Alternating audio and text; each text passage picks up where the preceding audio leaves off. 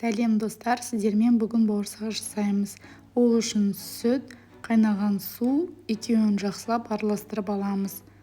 Сүтіміз жылы болу керек, қатты салқын немесе қатты ыстық болмауы керек. Үстінен қантты қосамыз.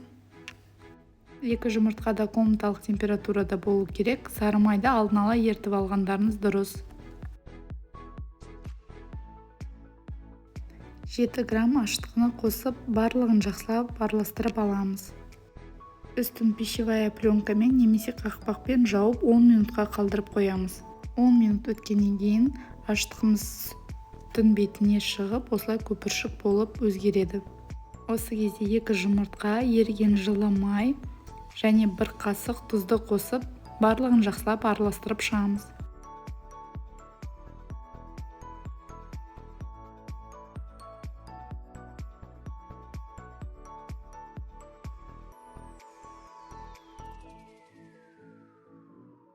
Жеті 700 грамм ұнды қосамыз.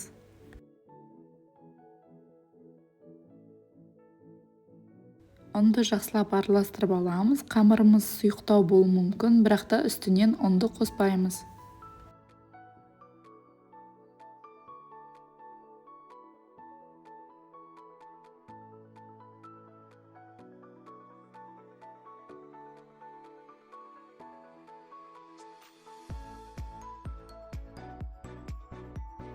Шамалы ұнды сеуіп, қолымызға қамыр жабыспағанға дейін видеодағындай осылай істеп шығамыз. Бұл қамырдан пирожки немесе булочки да жасауға болады.